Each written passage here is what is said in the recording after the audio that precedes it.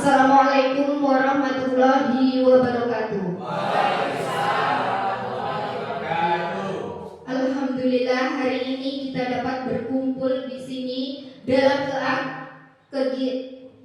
keadaan sehat walafiat. Kedua kalinya sholawat serta salam kita sanjungkan kepada Nabi besar Muhammad Sallallahu Alaihi Wasallam yang telah memberikan syafaatnya kepada kita. Kepada Ibu Kepala Sekolah yang saya hormati dan kepada Dewan Guru SDN 9 Wai Kenanga yang saya hormati, di sini saya sebagai pembawa acara, saya akan membacakan susunan acara. Yang pertama pembukaan, yang kedua menyanyikan lagu Indonesia Raya, yang ketiga sambutan kepala sekolah, yang keempat doa, kelima acara inti, keenam ice breaking dan penutup. Selanjutnya acara kita buka dengan lafaz basmalah. Bismillahirrahmanirrahim. Yang kedua kalinya kita akan menyanyikan lagu Indonesia Raya yang akan dipandu oleh Ibu Nani Susanti. Hadirin dimohon berdiri.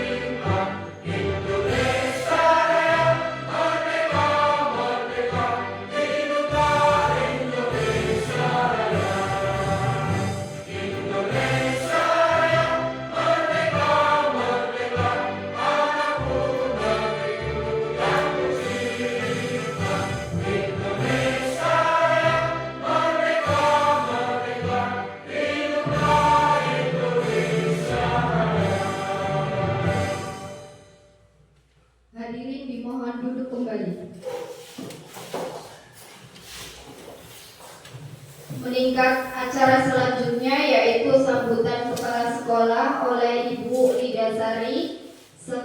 Kepadanya saya persilahkan.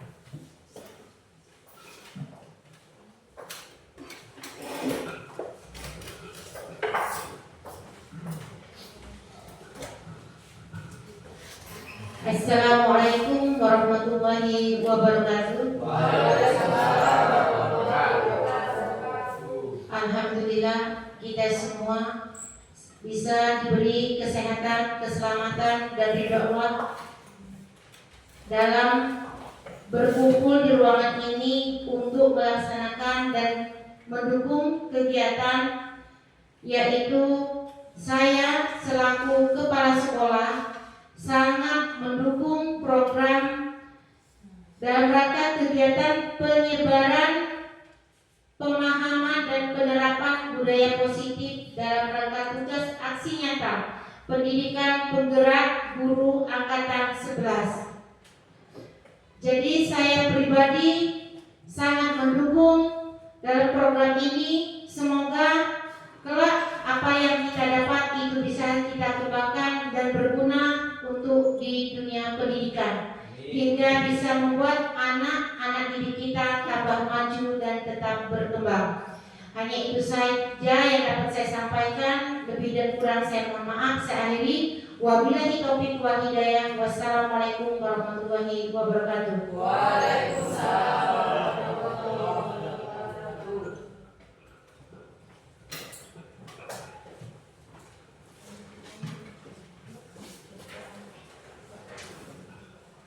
Acara selanjutnya yaitu doa yang akan dipimpin oleh Bapak Suhan Cerito. Kepada Bapak Suhan Cerito dipersilakan.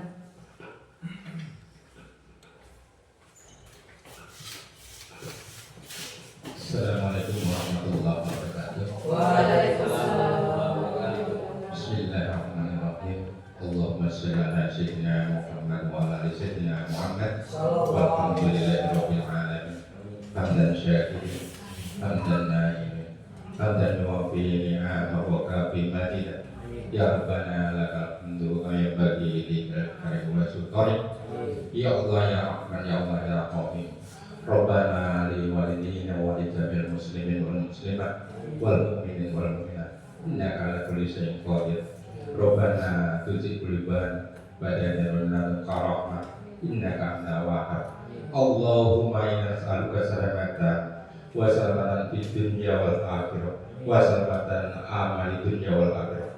Rabbana atina fid dunya hasanah wa fil akhirati hasanah wa qina adzabannar. Walhamdulillahirabbil alamin.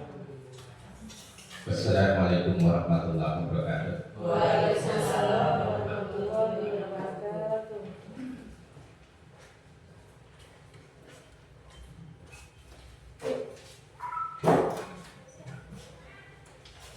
Acara selanjutnya yaitu acara inti yang akan disampaikan oleh Ibu Ria Mardiana SPD. Kepada Ibu Ria saya persilahkan.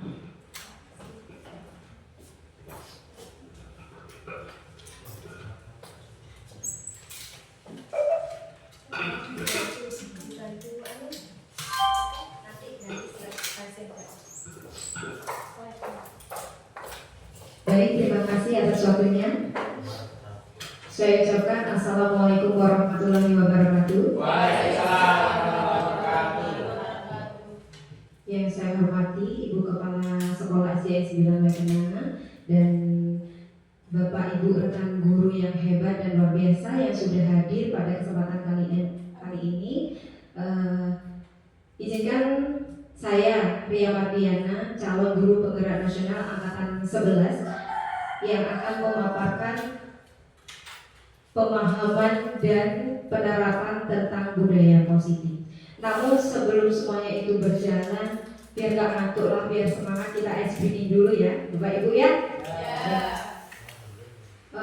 Boleh semuanya berdiri? Ya, berdiri dulu Bapak Ibu sebentar saja. Kita akan melakukan ice breathing biar lebih semangat.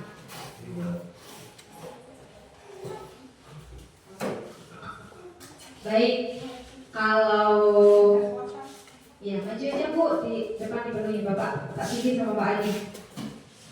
Ya, kita ice breaking dulu. Ice breakingnya seperti ini. Saya pikir saya siap dan melakukan. Melakukannya tepuk tangan ya Bapak Ibu ya. Ya, yuk bareng-bareng pelan-pelan dulu. Saya pikir saya siap dan melakukan.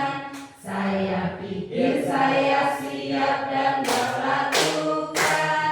Saya pikir saya siap. Siap saya pikir saya siap dan melakukan. Sekali lagi dalam tempo yang agak cepat. Saya pikir saya siap dan melakukan. Saya pikir saya siap dan melakukan. Saya pikir saya siap. Siap saya pikir saya siap dan melakukan. Oke, terima kasih teman masyarakat dulu kita semua. Biar gak ngaku ya Bapak Ibu. Kembali. Baik, langsung saja saya akan mempresentasikan atau berbagi praktik baik dengan Bapak Ibu semua, Bapak Ibu guru dan kepala sekolah, saya akan menyebarkan pemahaman dan pengalaman budaya positif yang sudah saya dapatkan selama pendidikan guru penggerak. Nah, sebelumnya sudah pernah mendengar kata budaya positif belum Bapak Ibu? Belum? Belum. Nah, tadi pagi Bapak Ibu berangkat sekolah ke sini tujuannya untuk apa? Mengajar ya Bapak Ibu. Nah, bagaimana sih perasaannya itu sebelum berangkat sekolah itu? Senang ya, senang. Alhamdulillah. Nah, kenapa sih senang? Kira-kira kalau kita berada di sini dengan suasananya yang menyebalkan atau bertemu dengan orang yang menyebalkan, atau misalkan kita lingkungan di sini itu tidak nyaman untuk kita, itu bagaimana? Tidak nyaman. Ya tidak nyaman, nggak betah ya Bapak Ibu ya? Ya tidak betah. Oh, iya, jadi kita itu harus memberikan apa ya, nuansa yang positif, keadaan yang positif, kesan yang positif, dan memberikan budaya-budaya sekolah yang positif tentunya untuk diri kita dan juga murid-murid kita. Ya Bapak Ibu ya? Ya. Nah, sekarang saya akan memaparkan budaya positif. Lanjut Bu Yani. Diklik sebelah. Ya, pakai kursor juga bisa. Nah, kita akan membahas tentang konsep inti budaya positif. Yang pertama, tentang perubahan paradigma belajar. Yang kedua, disiplin positif, nilai-nilai kebajikan universal, kebutuhan dasar manusia, motivasi perilaku manusia, posisi kontrol guru, keyakinan kelas, dan segitiga restitusi. Lanjut Bu.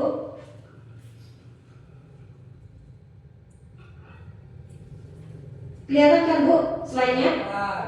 Ya, pembelajaran dengan paradigma baru.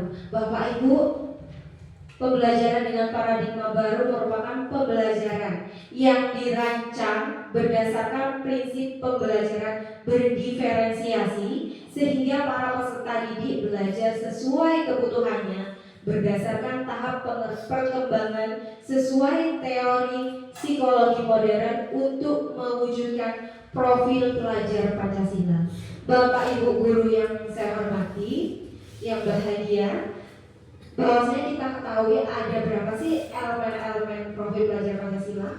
Yaitu ada berapa Bapak Ibu? 6. Yang pertama, bertakwa, beriman bertakwa kepada Tuhan Yang Maha Esa dan berakhlak mulia, berkebinekaan global, bergotong royong, kreatif, bernalar kritis, dan juga mandiri. Jadi, pembelajaran berdiferensiasi itu nanti kita harus menyesuaikan dengan kebutuhan anak-anak, yaitu sesuai dengan profil belajar Pancasila.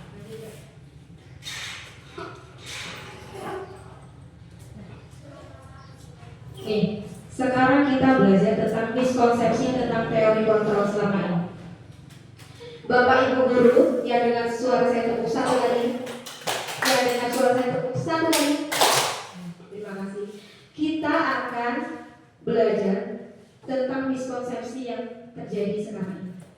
Bahwasanya kita itu selalu ternyata apa yang kita pikirkan itu tidak benar. Jadi ilusi bahwa guru itu mengontrol murid. Sebenarnya tidak seperti itu. Bahwasanya kita itu hanya menuntut murid Bapak Ibu, bukan mengontrol murid.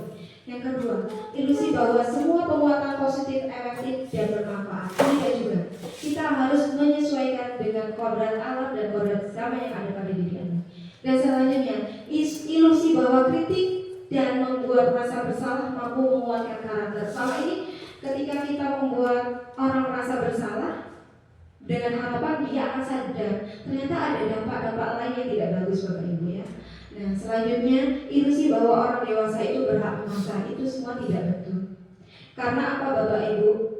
Seperti anak bayi saja mempunyai apa ya, stimulus respon yang tanpa kita mengajari, ayo nak berangkat, ayo bergerak, jalan berangkat. Dia udah bergerak sendiri, kita hanya menuntut seperti itu ya Bapak Ibu. Hanya memberikan penguatan. Itu ya miskonsepsi tentang teori kontrol orang dewasa. Selanjutnya Bu. Nah, mengubah paradigma stimulus respon ke pendekatan teori kontrol. Bapak Ibu, stimulus respon yang sebelah kiri, teori kontrolnya sebelah kanan kita. Nah, realitas kita sering memandang bahwa kebutuhan kita itu sama. Sebetulnya tidak. Pada dasarnya kebutuhan setiap orang itu berbeda-beda. Betul atau betul, Bu? Betul tidak? Betul. Bahwa kebutuhan kita itu berbeda. Dan semua orang melihat hal yang sama. Boleh tidak saya melihat pengalaman hidup saya itu sama dengan Bapak Ibu semua? Tidak kan? Pengalaman kita jelas pasti ada perbedaan. Dan setiap orang memiliki gambaran yang berbeda. Itu teori kontrolnya. Dan kita mencoba mengubah agar orang berpandangan sama dengan kita tidak bisa. Yang bisa merubah diri kita ya hanya diri kita sendiri. Orang lain hanya bisa memberikan informasi kepada kita. Tergantung diri kita bagaimana kita mau mengubah diri kita itu. Kemudian perilaku buruk dilihat sebagai suatu kesalahan. Semua perilaku itu memiliki tujuan. Kira-kira kalau saya bertanya dengan Pak Sugi mau nggak jadi penjahat? Tidak. Bahkan bisa jadi orang yang berbuat salah, orang yang berbuat negatif itu pasti memiliki tujuan. Iya kan Bapak Ibu ya? Sama anak-anak kita juga ketika nakal di kelas, bisa jadi dia butuh perhatian, bisa jadi dia ingin menunjukkan bahwasanya saya itu bisa. Seperti itu ya Bapak Ibu ya. Nah, kemudian orang lain bisa mengontrol saya, hanya Anda yang bisa mengontrol diri Anda. Jadi stimulus respon, orang lain bahwa anggapan orang lain bisa mengontrol saya itu tidak benar. Yang benar adalah hanya Anda yang bisa mengontrol diri Anda sendiri, termasuk diri saya sendiri. Nah kemudian saya bisa mengontrol orang lain, bisa tidak saya itu mengontrol Bu Nani misalnya. Bu Nani setiap hari harus seperti ini dengan kemauan saya, tidak bisa ya. Iya. Kemudian pemaksaan ada pada saat rujukan gagal. Kemudian kolaborasi dan konsensus menciptakan pilihan-pilihan baru. Jadi adanya tercapainya program yang bagus, kemudian berhasil itu perlunya kolaborasi secara bersama-sama. Seperti Bapak Ibu guru yang bisa bekerja sama, murid dengan murid yang lainnya juga bisa seperti itu. Lanjut ya. Nah, sekarang kita sampai ke disiplin positif. Disiplin berasal dari kata disiplina yang artinya itu belajar. Bapak Ibu jika mendengar kata disiplin apa yang terbayang? Tertib, Pak Marianto tertib. Ada yang lain? Tepat waktu. Ada yang lain? Taat. Tertib, tepat waktu, taat, rajin ya Bapak Ibu. Ada lagi? Bertanggung jawab. Disiplin itu mengacu pada disiplin diri sendiri. Nah, yang mengacu pada tanggung jawab terhadap apa yang kita lakukan berdasarkan nilai-nilai yang sudah kita yakini. Disiplin positif itu adalah menumbuhkan disiplin yang didorong dalam diri anak tanpa hukuman dan hadiah. Dan sebagai seorang pendidik, Bapak Ibu guru hebat, tujuan kita adalah menciptakan peserta didik yang memiliki disiplin diri sehingga mereka berperilaku mengacu pada nilai-nilai kebajikan universal dan memiliki motivasi intrinsik dalam perilaku ke arah yang lebih baik. Jadi disiplin positif itu bukan hanya kita berhasil untuk menggerakkan anak setiap hari harus berangkat pagi tanpa tahu nilai-nilai yang dia yakini. Kita berangkat sekolah ini jika dilaksanakan dengan terpaksa, yang penting berangkat terus pulang, ngajar pulang kan gak enak ya Bapak Ibu ya. Jadi akan lebih baik kita memaknai disiplin positif tersebut terhadap diri kita masing-masing.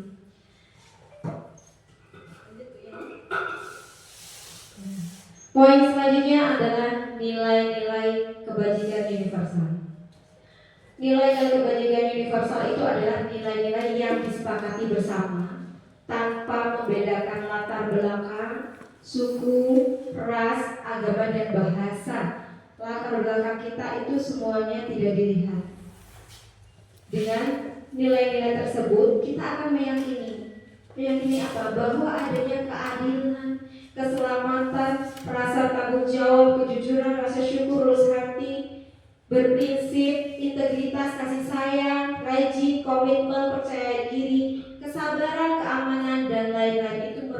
merupakan contoh dari nilai-nilai kebajikan universal.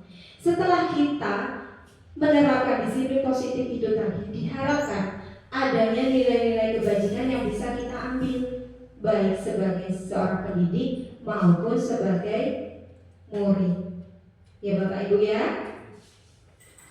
Ngatur. Oke, yang dengan saya tepuk 3 kali. Yang mendengar saya tepuk 2 kali.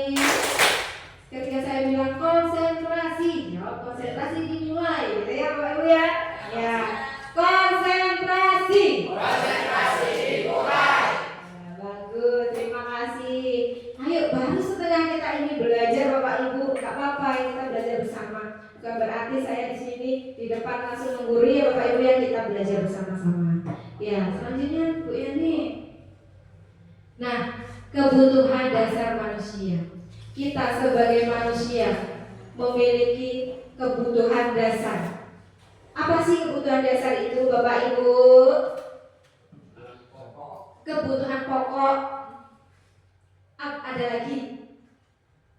Kebutuhan dasar pada manusia merupakan unsur-unsur yang dibutuhkan oleh manusia dalam menjaga keseimbangan baik secara fisiologis maupun psikologis. Hal ini tentunya bertujuan untuk mempertahankan kehidupan dan kesehatan kita semua.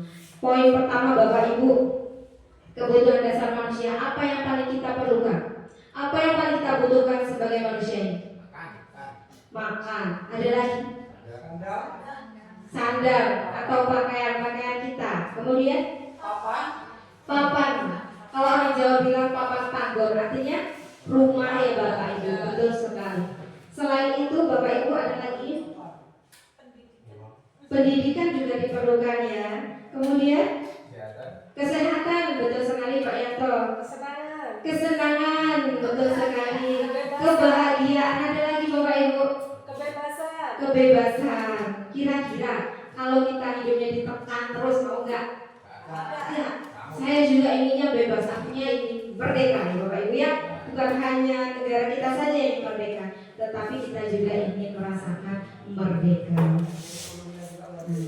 Betul sekali Bapak Ibu, yang sudah Bapak Ibu sebutkan tadi itu termasuk mencakup kebutuhan dasar manusia. Lanjutkan. Nah, inilah 5 kebutuhan dasar manusia Bapak Ibu yang sudah Bapak Ibu tadi ucapkan, sebutkan. Yang pertama bertahan hidup. Kita memerlukan rumah, memerlukan makan, memerlukan pakaian, itu tadi. Kemudian perlu gak sih kita kasih sayang dan rasa cinta ini diterima? Ya Pak Sugi? Bisa tidak kita hidup tanpa rasa cinta dan kasih sayang? Allah akan menyebalkan sekali hidup ini tanpa cinta dan kasih sayang. Sudah punya rumah yang bagus, punya rumah mewah, uangnya banyak, gak punya suami selamanya gimana? Gak senang. Iya seperti itu, betul. Kemudian iya, betul sekali ya Bapak Ibu ya. Nah kemudian penguasaan. Perlu nggak sih kita penguasaan Bapak Ibu? Perlu. Untuk apa Bapak Ibu? Supaya bisa, supaya mendapatkan apa ya? Motivasi dalam diri kita sendiri. Penguasaan, ternyata kami memang bisa, kita memang bisa. Nah tadi ada disebutkan kebebasan. Siapa yang nggak ingin bebas Bapak Ibu? Ya, Bu Inani ya, bebas. Ya, kita memerlukan kebebasan, kemudian kesenangan juga diperlukan. Seperti itu ya Bapak Ibu ya. Nah, sampai di sini masih ngantuk? Enggak. Yuk, mulai inilah ya, semangat lah ya. Selanjutnya apa? Selanjutnya. Nah, ini adalah motivasi perilaku manusia. Bapak, Ibu, motivasi perilaku manusia itu ada 2, dari luar dan dari dalam diri. Yang eksternal itu untuk apa sih? Untuk menghindari ketidaknyamanan atau hukuman. Yang satu lagi untuk mendapatkan imbalan atau penghargaan dari orang lain. Seperti ini. Tadi anak kita bangun sekolah. Itu untuk apa? biar gak dimarahi ibunya misalnya. Itu adalah motivasi dari luar. Anak-anak tadi upacara, semua memakai atribut lengkap. Kita kan inginnya anak-anak kita itu disiplin, yang tidak ingin anak-anak itu memiliki motivasi yang bukan dalam dirinya sendiri. Jadi kebanyakan anak-anak kita itu pakai sepatu, baju dimasukkan hanya karena ini loh, menghindari ketidaknyamanan, biar gak diseneni guru. Masukkan aja, padahal dia gak nyaman. Padahal yang kita harapkan dalam diri anak itu dia nyaman dengan segala sesuatu yang dilakukan. Nah, selain itu untuk mendapatkan imbalan atau penghargaan dari orang lain, saya punya contoh nih Bapak Ibu. Ketika anaknya Bu Yani ini belajarnya malas-malasan gitu. Terus dia suka kegiatan pramuka tetapi tidak diikutkan kegiatan pramuka. Kan dia jadi patah semangat, ya kan? Untuk mendorong semangatnya dia agar dia itu mau belajar, supaya mau diikutkan di perkemahan misalkan Bapak Ibu. Jadi anaknya Bu Yani ini langsung semangat belajar tentang semua kegiatan pramuka. Karena apa?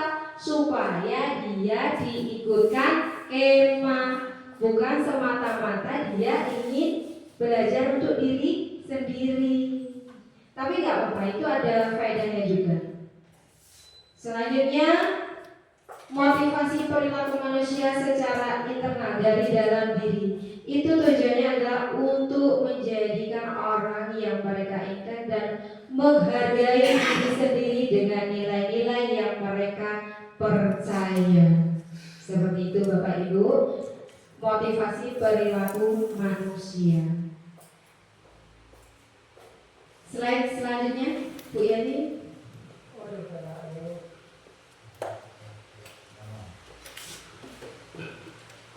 Nah, selain motivasi manusia, kita punya teori motivasi hukuman, konsekuensi, dan restitusi.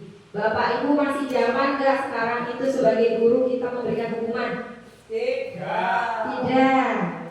Memberikan konsekuensi masih perlu gak? Masih. Perlu.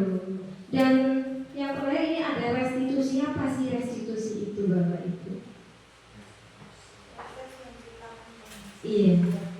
Restitusi adalah proses menciptakan kondisi bagi murid untuk memperbaiki kesalahan mereka. Proses kolaborasi antara guru dan murid untuk mencari solusi atas masalah yang sudah terjadi, namun bisa kembali kepada karakteristik yang lebih baik dan lebih kuat ketika dia kembali pada kelompoknya.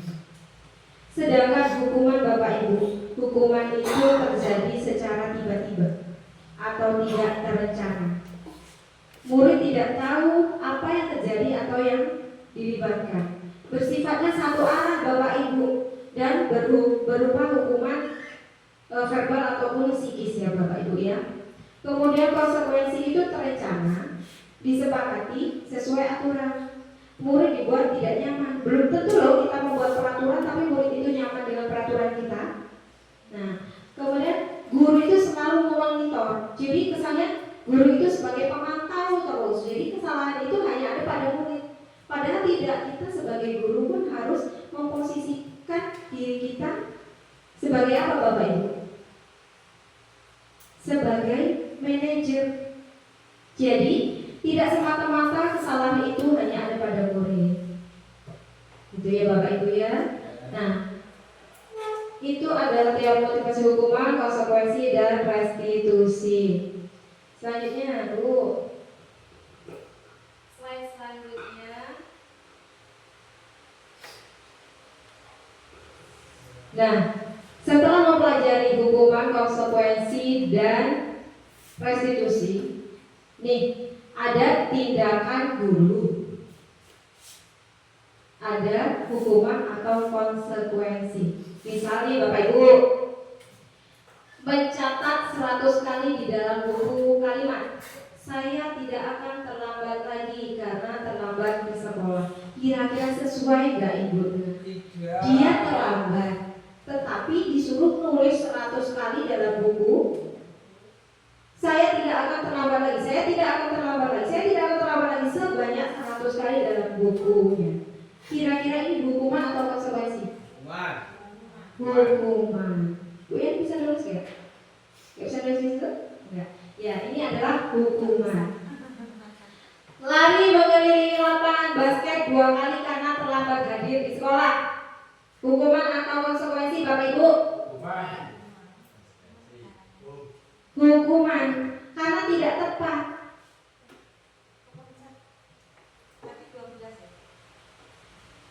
Ya, karena tidak tepat, anak terlambat hadir di sekolah.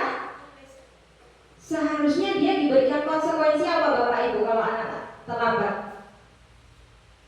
Pak Sugi, jika ada guru Pak Sugi terlambat 10 menit masuk di kelas, kira-kira konsekuensi apa yang Pak Sugi berikan? Konsekuensinya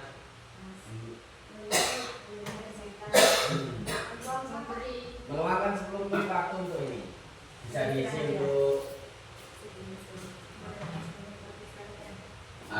meluangkan waktu ini 10 menit sebelum istirahat untuk tambahan belajar. Oke. Terima kasih Pak Sugi. Ya, jadi seperti itu Bapak Ibu. Kita harus memberikan konsekuensi kepada anak itu sesuai dengan kesalahan yang sudah ia perbuat. Karena dia terlambat masuk kelas 10 menit, dia tertinggal pelajaran 10 menit, maka dia harus mau meluangkan waktu 10 menit, merelakan 10 menit waktu istirahatnya untuk mengejar ketertinggalan dia tadi Bapak Ibu ya. Tidak adil rasanya kalau anak terlambat suruh lari sama 3 kali. Tidak diperbolehkan Bapak Ibu ya. Bisa kena psikisnya, mentalnya Bapak Ibu.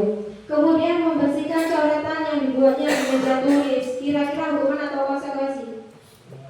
Membersihkan coretan yang sudah dibuat di meja. Konsekuensi.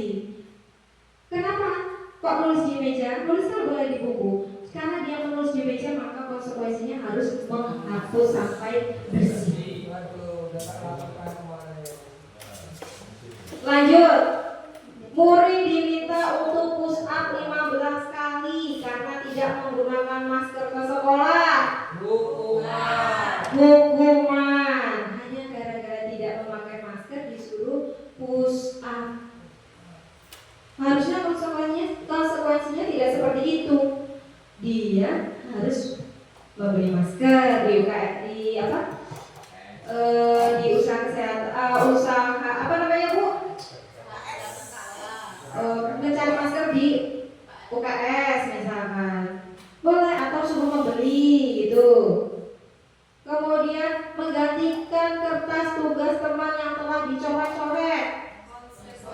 Konsekuensi. Berjemur di lapangan basket pukul 12 siang karena mengobrol dengan teman. Hukuman. Murid diminta bertelanjang kaki sepanjang hari karena tidak menggunakan sepatu warna hitam sesuai peraturan sekolah. Hukuman. Dan yang terakhir, berdiri di depan kelas sambil mengangkat kaki satu karena tidak bisa menjawab pertanyaan. Hukuman. Ayo Bapak Ibu, sadar yuk, kita sebagai seorang pendidik yang berada di zaman modern ini, pelan-pelan kita rubah. Tidak boleh semata-mata memberikan hukuman, karena hukuman hanya berjalan satu arah ya. Lebih baik kita memposisikan posisi kontrol kita sebagai manajer. Bisa dipahami Bapak Ibu tentang tindakan guru ini? Selanjutnya Bu.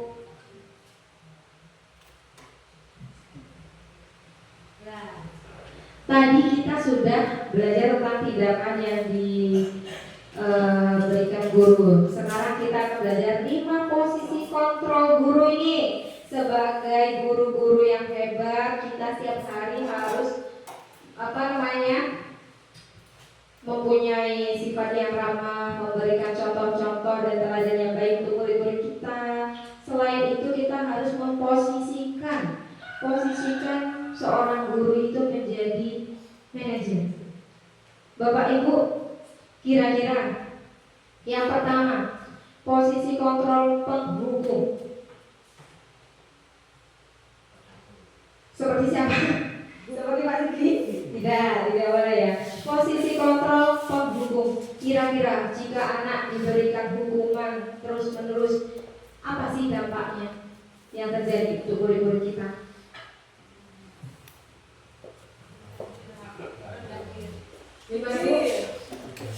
Murid minder. Apalagi kok pakai jengkel.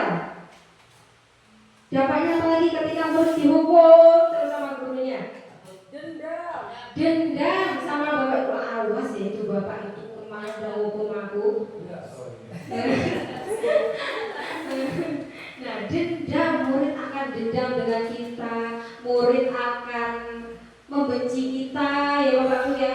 Dia tidak akan menyukai atas hukuman yang dia terima. Itu dampaknya Bapak Ibu ya. Jadi tidak boleh berkepanjangan. Kalau bisa jangan seperti itu lagi. Kemudian pembuat merasa bersalah. Ini misal jadi hukum itu misalnya gini. Sekarang kamu lari 3 kali di lapangan karena kamu sudah terlambat. Itu kan bentuk hukuman. Terus nada-nadanya juga kasar Bapak Ibu. Jadi murid kita kalau menerimanya seperti itu bagaimana? Kan nggak terima toh? Iya. Selanjutnya ini pembuat merasa bersalah.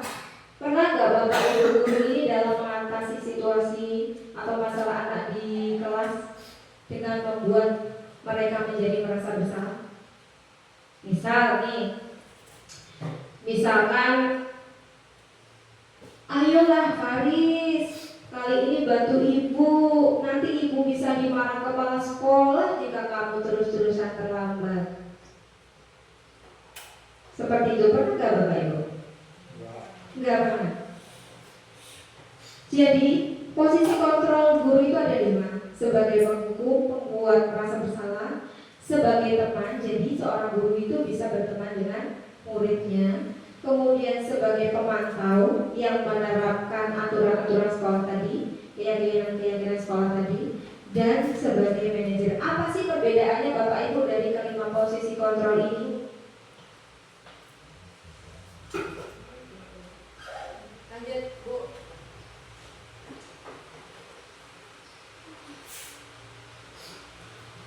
Nih Bapak Ibu, supaya lebih memahami tentang 5 posisi kontrol guru, kita akan belajar contoh penerapan 5 posisi kontrol guru. Misal ada kasus nih Bapak Ibu, siswa terlambat masuk sekolah. Kita posisikan kita masing-masing sebagai pembuku, pembuat merasa bersalah, teman, dan pemantau. Sebagai pembuku, jadi kita menghadirkan anak itu. Malas sekali ya kamu jadi anak. Sekarang keliling lapangan 3 kali. Misalkan seperti itu. Itu termasuk contoh kalimat atau penerapan posisi kontrol seorang guru sebagai pembuku. Nah, di pembuat merasa bersalah itu bisa lebih pelan sedikit. Nanti ibu bisa dimarahi kepala sekolah jika kamu sering terlambat. Kira-kira kalau kita sendiri aja ngomong sama anak kita di rumah, nanti ibu dimarah bapak loh kalau kamu nggak sarapan pagi. Nanti pasti anak itu berpikir, oh iya, jika saya nggak sarapan bukan saya dimarah tetapi ibu saya. Jika saya terlambat sekolah bukan saya dimarah tetapi guru saya dimarah kepala sekolah. Gitu. Tapi ada dampaknya juga nggak Bapak Ibu? Ada kan?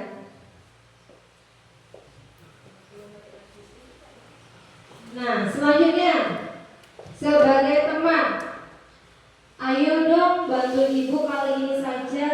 Ya sudah, tidak apa-apa, besok jangan diulangi lagi ya nak. Muridnya terlambat. Karena kita memposisikan sebagai temannya, kita bilang ayo dong bantu ibu kali ini saja. Ya sudah, tidak apa-apa, besok jangan diulangi lagi ya. Berangkatnya usahakan jangan terlambat. Nah, jadi anak kesannya tidak merasa dimarahi, tapi ada efek negatifnya nggak Bu ketika kita menjadi teman dengan anak. Nanti suatu ketika anak itu tidak dibantu oleh bapak ibu gurunya, misalkan nih saya nih sebagai murid Bu Yani, setiap hari selalu dibelain terus sama Bu Yani, karena Bu Yani kan sahabat saya, Bu Yani kan teman saya. Ketika saya ada masalah, Bu Yani tidak mau membantu saya kecewa dong dengan Bu Yani. Selama ini Bu Yani bohong, Bu Yani saya kira teman saya yang selalu membantu saya, ternyata tidak. Ibu Yani jahat. Ya seperti itu Bapak Ibu ya. Nah itu sebagai posisi kontrol teman. Kalau pemantau Bapak Ibu, nih contoh kalimatnya, kamu sudah melanggar peraturan sekolah, kamu tahu konsekuensinya? Nanti saat jam istirahat kamu harus merelakan waktu 10 menit untuk mengejar ketertinggalan kamu.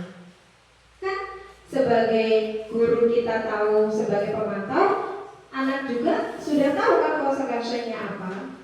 Tuh. Kemudian yang terakhir sebagai manajer ini posisi yang paling pas yang harus kita lakukan Bapak Ibu. Apakah kamu tahu kesalahanmu nak? Bagaimana kamu akan memperbaiki masalah ini? Jadi dia diajak untuk menemukan solusi dari masalah yang sudah dia lakukan. Jadi tidak semata-mata kita yang memberikan hukuman, kita yang membuat dia merasa bersalah, kita berusaha menjadi teman dia, tetapi kita berusaha mendorong murid itu untuk menemukan permasalahan yang dia hadapi. Dengan hal apa yang bisa dia lakukan, dia tergantung dengan masalahnya itu sendiri ya Bapak Ibu ya. Ya, saya sebut 3 kali. Sino Bapak Ibu ya? Sino mau bikin lagi atau lanjut? Oke. Sekarang coba yang dengan saya tepuk semangat.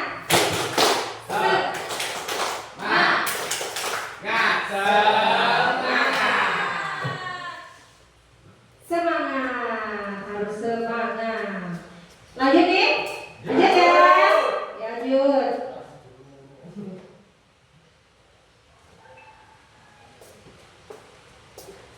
Nah, tadi sudah belajar tentang posisi kontrol seorang guru. Kira-kira Bapak Ibu, kalau ada kalimat seperti ini,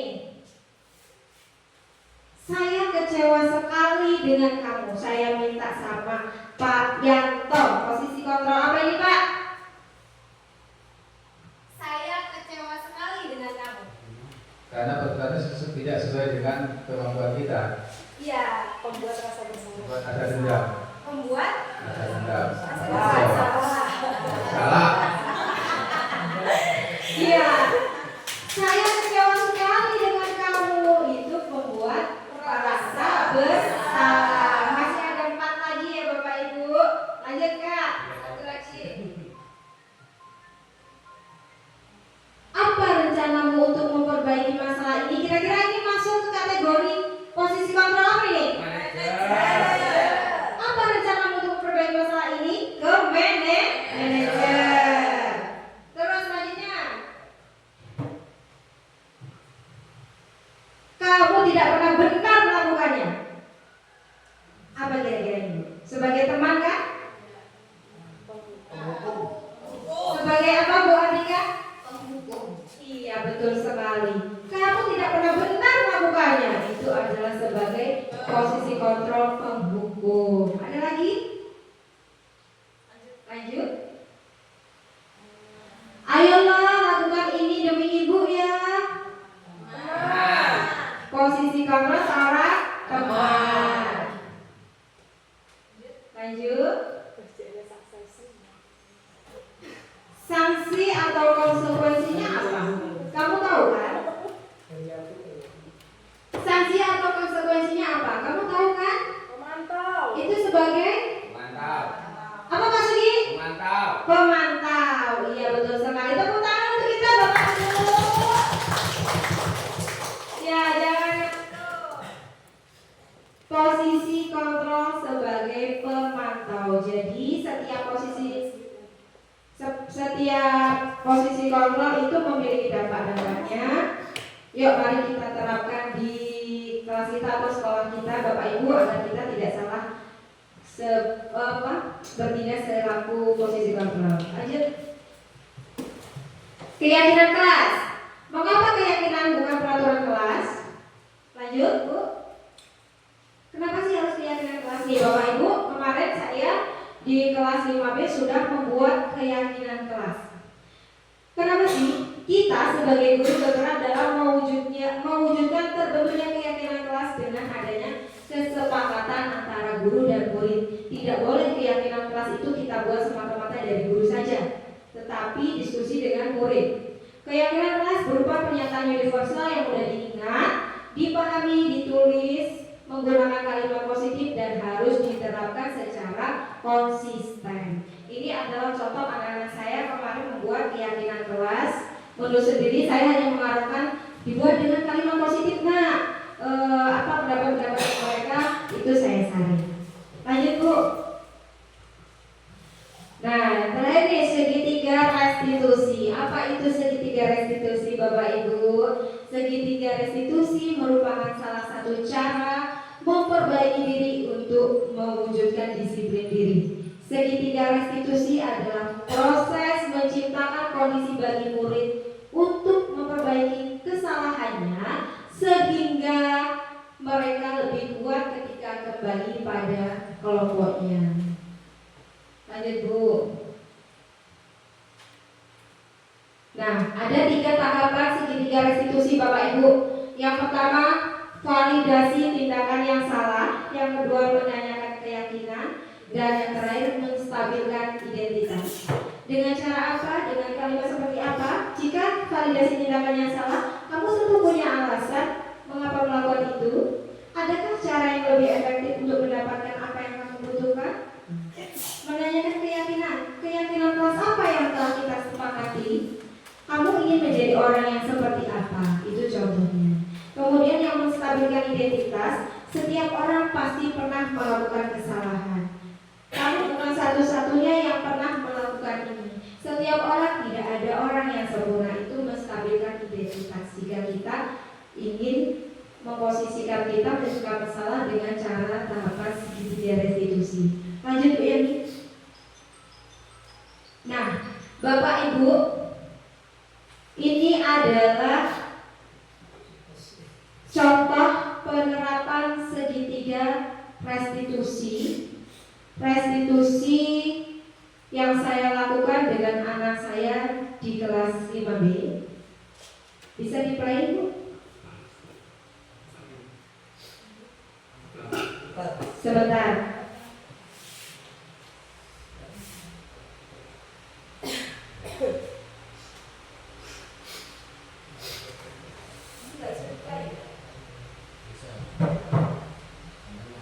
Ya. Ada video. Sebentar.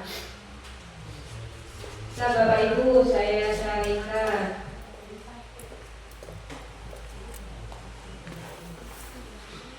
Oh iya, suaranya masuk itu.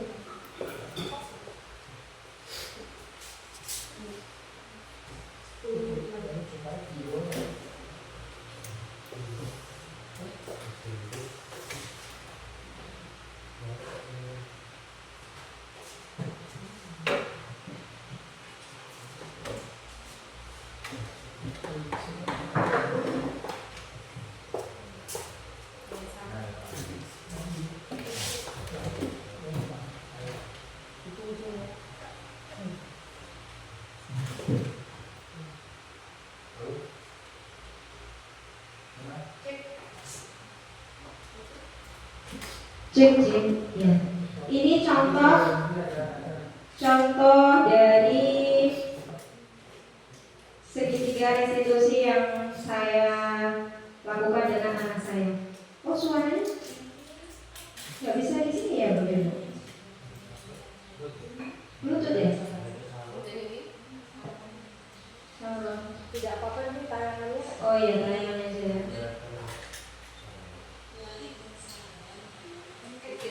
Oh.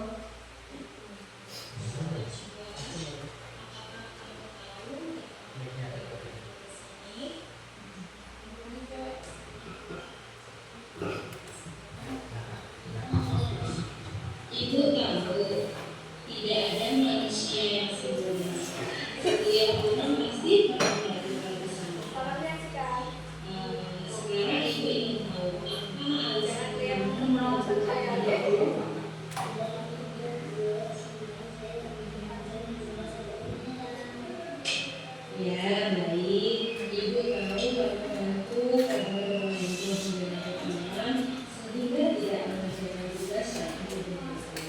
Kira-kira apa konsekuensinya jika kamu melakukan hal itu?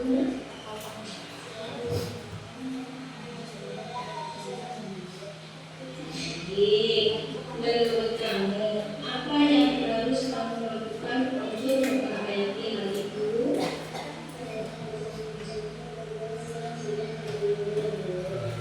Adakah hal lain yang ingin kamu lakukan?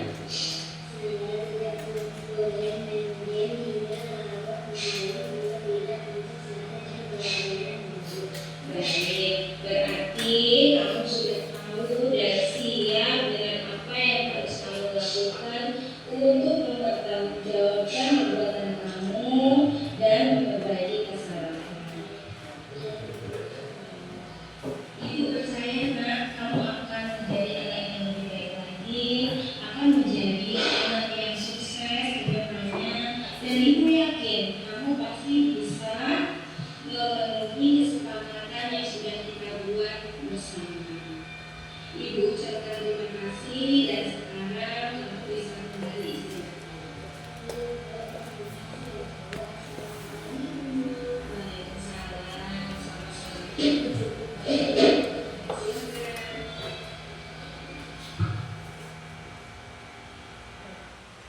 Ya, itu tadi adalah contoh dari segitiga restitusi yang sudah saya terapkan kepada anak didik saya ya Bapak Ibu.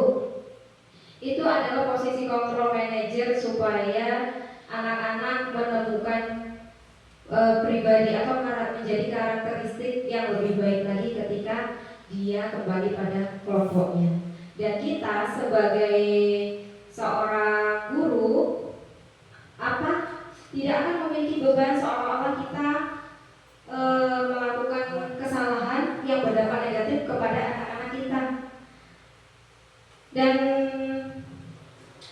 ini adalah slide terakhir dari saya.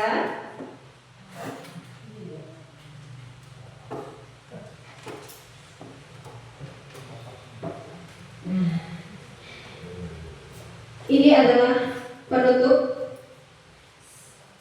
Sebagai seorang pendidik, hendaknya mempunyai standar kepribadian, standar profesional dan standar sosial yang baik agar kita sebagai seorang pendidik mampu merefleksi diri kita sendiri dalam posisi kontrol saat ini sehingga pendidik tersebut mampu menerapkan disiplin positif di lingkungan sekolah agar sejalan dengan pemikiran Ki Hajar Dewantara sesuai dengan filosofinya bahwa seorang guru itu bertindak sebagai among, Bapak Ibu, sebagai manajer yang tugasnya itu menuntun murid-muridnya untuk mencapai keselamatan dan kebahagiaan setinggi-tingginya baik sebagai manusia maupun sebagai masyarakat.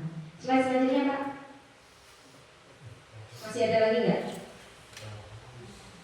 Thank you. Alhamdulillah. Selesai tentang penyebaran pemahaman dan penerapan budaya positif yang sudah saya lakukan di sekolah kita, Bapak Ibu. Saya harap apa yang saya sampaikan ini bermanfaat untuk diri saya sendiri, untuk Bapak Ibu, rekan guru hebat. Saya yakin tidak ada yang tidak bisa jika kita mau berbuat. Ya Bapak Ibu ya. Dan saya harap penerapan yang saya lakukan itu bisa diterapkan oleh Bapak Ibu sekalian di sekolah kita. Demi apa? Demi terciptanya lingkungan positif. Lingkungan positif untuk diri kita, untuk murid-murid kita, untuk wali murid, untuk semua warga sekolah yang ada di sekolah kita tercinta ini.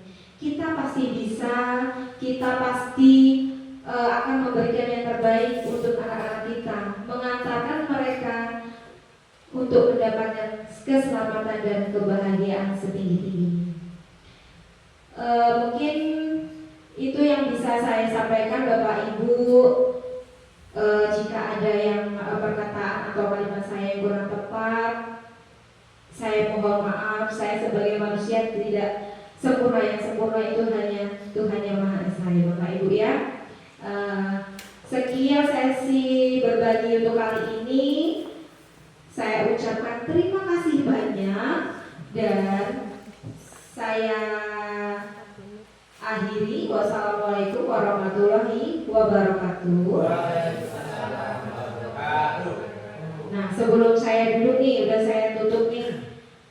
Kita ice breaking dulu. Kita ice breaking dulu sebentar ya Bapak Ibu. Ayo kita berdiri. Berdiri sebentar biar gak ngantuk. Ikuti ini. Ikuti panduan saya.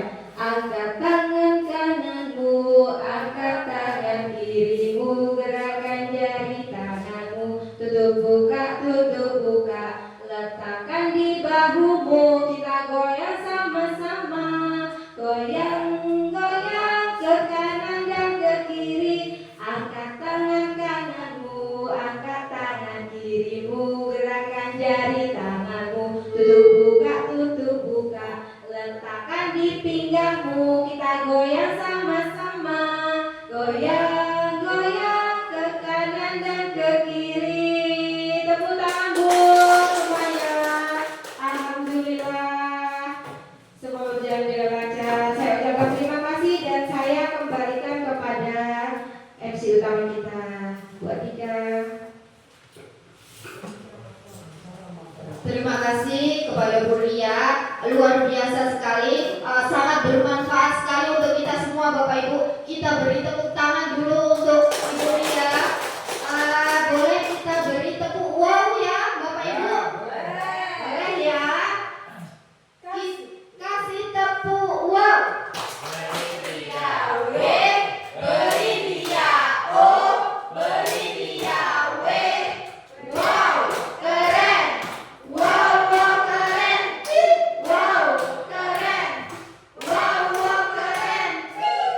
Keren loh.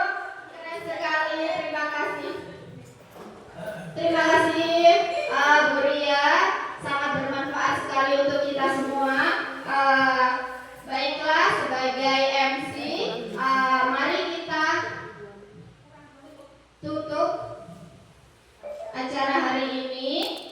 Saya sebagai MC mohon maaf apabila ada salah-salah kata, kepada Allah saya mohon ampun.